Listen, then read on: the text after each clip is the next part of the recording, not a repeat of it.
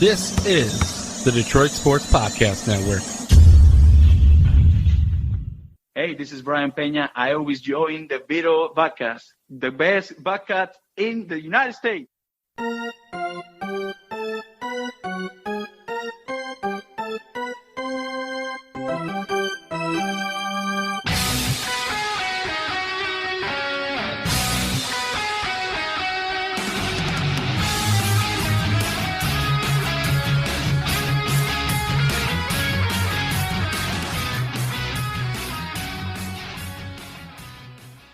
And this is Vito Chirco here, your host of Tigers Talk with Chirco and Company for the very first edition of Tigers Talk in a very long time.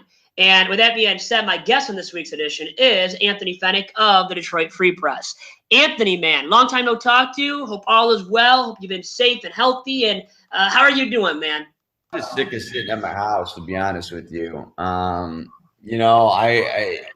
We're in a weird spot here where I'm not quite confident they should be playing baseball at this time, but hey, they're going to go through with it, and it'll just be good to get out of the house, to be honest with you. Oh my gosh, right? I mean, we all have to now. We all want to just break out, in so many words as well. And now baseball is coming back in a 60-game season, and it's going to be really different. It really is in so many different facets. But before all that, because we're going to dive into that completely, I want to get to Spencer Torkelson, the Tigers' #1 overall draft pick in this year's Major League Baseball amateur draft. A first baseman out of Arizona State and a pure hitter, a guy that hits for average, hits for power. And he set the freshman home run record at Arizona State. So this guy can do it all, a pure, all-around offensive player who Jim Callis said of MLBpipeline.com, he referred to Torkelson as the best all-around offensive talent in 20 years, nearly, 2 decades right there, Anthony. So he comes with a lot of accolades. And with all that being said, what are your thoughts on the Tigers selection of Spencer Torkelson? I think it was pretty much a no-brainer. You kind of listed what Jim Callis thinks about him. That's kind of the general thought of the industry. You had the best power bat, perhaps the best. I wouldn't say he was the best contact bat, but all around you got he was the most impact offensive player, and it sure seems like that's exactly the kind of guy that the Tigers needed. So I think they did what they needed to do at that spot, and I think you have to look and say, hey, look, the break might have went the Tigers' way this year, because remember 2 years ago they were still in the market for that offensive player, and Casey Mize was the pick, and this year they have that guy available to them. So it's going to go a long way in terms of, not only balancing the system, because I think we talk about balancing the farm system, but you don't really balance the farm system with a guy like Torkelson. He's a guy that you need a potential elite player that, 2-3 years from now, you need probably 6 or 7 of those guys to be a World Series contender. So it's another one. And to me, Vito, he just, he fits perfectly into the Tigers rebuilding. This is a guy that, He'll be on the taxi squad this year. He's not going to play this year, but next year, potentially midseason, once he gets maybe 150, 200 bats, if that, at AAA, then he'll be up here with the rest of the guys. So I think it was a no-brainer pick. And do we call him Torque? I love that nickname. If we're going to run with that, I think it's a really cool nickname for Spencer. And also with this, they announced him as a third baseman when he was drafted, and many people thought it was very odd, and I know you commented on it yourself on Twitter, Anthony, and what do you think about that, his positional versatility and what he will play at the major league level one day? I thought it was stupid that they announced him as a third baseman. Maybe he'll play there. Maybe he gives you a little bit more of defensive versatility. But again, I think the kid was expecting for a year, hearing about how he was going to go #1 overall. And then he finally hears his name, and then he hears that he's going to be a third baseman. The Tigers did not tell him this beforehand. I just thought it was no feel for the moment. Now, if you want to bring him to taxi squad camp or whatever, and you want to throw him at third base a little bit, well, I think it takes a little bit of a different tune. I think he'll ultimately end up at first base. Again, right out of the chute, I would have let the kid be, let him focus on his hitting, especially at a time when, look, you're going to want him soon. And I also think that first base is a underrated position. first basemen make their infielders better or worse. They handle the ball more than everybody except the pitcher and catcher. So, look, I just think the Tigers were thinking outside the box a little bit, trying to prove how smart they were. And I wouldn't have made that decision, but ultimately, Vito, I don't think it matters. It's going to be where he hits, and he's going to hit wherever he plays. And from your knowledge, when do you think he'll be Major League ready? How many years from now do you expect him to be Major League ready? I mean, there's people that think that he could come up to the major leagues and hold his own right now. I don't think the Tigers are going to risk that, but I think that, again, when the pitchers come up, there's really no more time to wait. So I'm going to say he'll be up next year. And with this draft, how would you evaluate it overall wise? Because many people thought that Alabila and company in that Tigers front office hit a home run and even a grand slam with how well they did it in this year's MLB amateur draft. How would you evaluate it? Probably give it like a B plus. I want to stop short of calling it a home run or a grand slam or any of that, because the MLB draft is pretty fickle. A lot of these guys won't pan out for years, if at all. But it seems like, look, they clearly had a plan to boost the bats in their system. They went all 5 position players, 6, including the competitive balance round.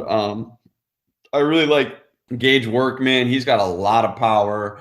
They gave him $1 million signing bonus. I think Daniel Cabrera, when he starts putting on some muscle, I think he's going to have some potential. So I think they did good in the draft. Again, I'd say I gave him a B plus, but the Tigers haven't done great in terms of developing their offensive talent in years past, and that's pretty much the biggest option. The first thing is drafting them. The second thing is developing them, and I don't want to blend the two together because they're two different things. But yeah, I'd say about a B plus for this year's draft.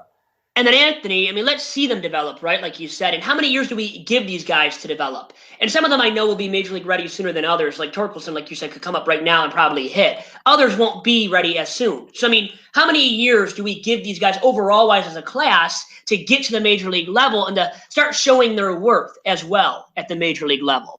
I think it probably goes on a player-by-player basis. I mean, you take into account a guy like Parker Meadows a couple of years ago. He hasn't really hit his stride yet, but 2-3 years from now, he could certainly do that, and that'd be what, 5-6 years. So I think it's too easy to say 3 years, 4 years, 5 years, but I'd say outside of Torkelson, I'd say you're going to start seeing these guys filter up maybe in the 2022 season, 2023, around there. And Anthony, let's pivot to this now. Anthony Fenech of the Detroit Free Press here with me for this first edition of Tigers Talk in a very long time here as we get into the Major League season now, it looks like, once and for all. And it's weird in this new norm that we're operating in, and all the pro sports leagues, including Major League Baseball, are as well. But to kind of, round it all up, I want to get to this, too, regarding Commissioner Manfred and Tony Clark and the MLB PA and how the negotiations went to get to the start of a season. And your thoughts on that, because I know you know it yourself, Anthony. It was a lot of back and forth, man. And it seemed like, to me, from an outsider looking in, a lot of pettiness as well with the dollar signs and getting that right for both sides as well. Yeah, I agree with you. And I admittedly checked out of this, certain period of time through. It was just getting tiresome. You get sick of hearing the owners and players argue about money. And I think the crazy thing is that it seemed like money was always first and foremost on everybody's mind, even though there's a pandemic and now the outbreaks are really picking up, and that's kind of shifted into front gear. I just think that it was a bad look for the sport as a whole. They had an opportunity to really do something good here this summer and bring baseball back, and they just kind of keep tripping over themselves. I haven't been impressed with the leadership on either side, Commissioner Rob Manfred or Tony Clark. And I will say, though, I think the players, they emerged unified from this, much more unified than they were when they came in, and I think that bodes well for the future. But we'll probably be doing this again in 2021. Yeah, I mean, from my perspective, the owners, look, they're the billionaires, but the public is not going to identify with a billionaire who is really behind the scenes and their money more so than they will, say, a guy like JD Martinez, who's making, $25 million a year. And that's very accessible information. So yes, I think the owners were petty. I stick with the players in this, but whenever there's this kind of money involved, there's not really a definitive answer, especially in these uncertain times. Has MLB lost its luster too and lost its way? I mean, it big time looks like that to me. And the ratings, as you know, Anthony, yourself, have already been down. The attendance numbers dwindling from ballpark to ballpark. Did they hurt themselves with these negotiations too and how they went and prevent them from having a chance to really get out there before all the other pro sports leagues would have started? Because, I mean, Major League Baseball could have been starting this weekend, as you know, with Independence Day and Independence Day weekend baseball, and it's America's pastime, even though the ratings aren't like what it used to be. And, the NFL is a behemoth now and has taken over that label per se. But did Major League Baseball lose some luster with all this and then also miss out on a great shot to start play this weekend?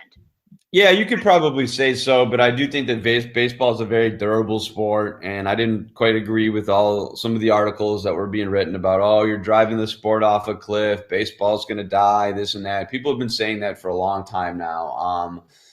I think that there's a lot of factors just in terms of the game, social media, attention span that are chipping away at the game. And I think one of those factors is the game itself. It's not a very good game right now. You have the best players in the world that are ever playing and the worst product on the field. The game is it's slow, it's boring, and I think that's not really conducive to this kind of high-paced society. I know they're trying to switch some things up with the rules and whatnot, but it's almost like, do we even know what the rules are in 2020?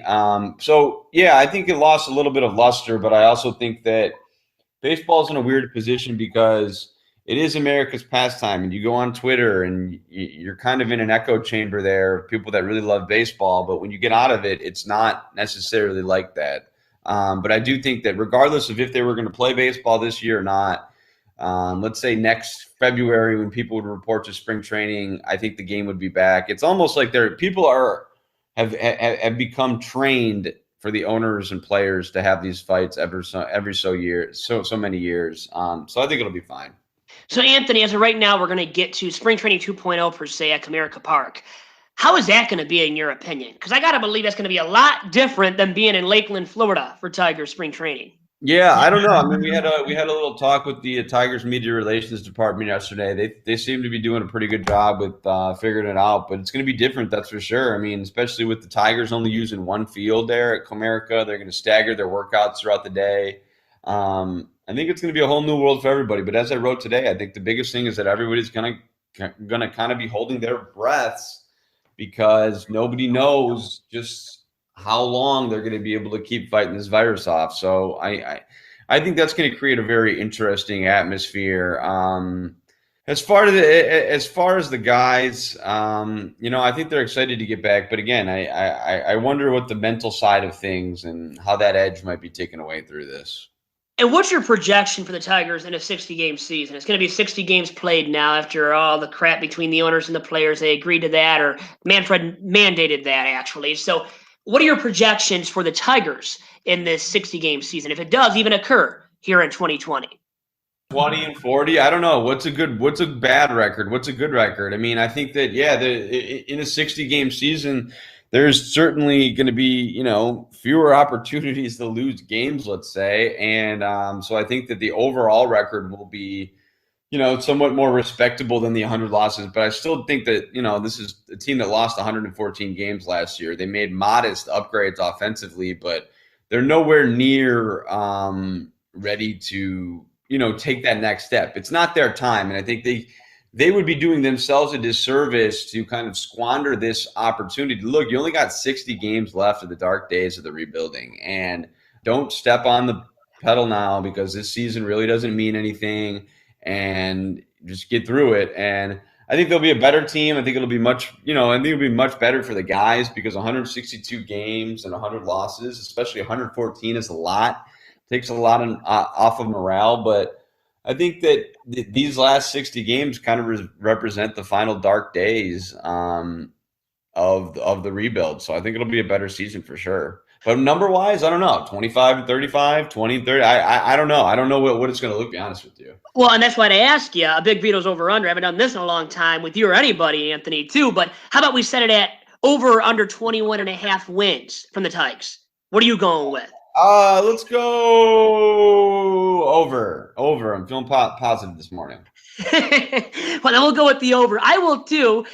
They should be able to, but like you said, they lost 114 games a season ago. So how much better are they going to be? And then how many of their young guys will even be up, with the big league club this year with the different circumstances? And what are your thoughts on that? About what young guys we could see at the big league level? It's a solid enough bet that you'll see guys like Mize, Manning, and Scooble. But honestly, Vito, I don't know if I'd use any of them this year. I mean, look, we got a worldwide pandemic going on. I try to get them 60, 70 innings in taxi squad ball. You don't have to start their service time clocks. You don't have to risk that this herky-jerky schedule may have injured one of them.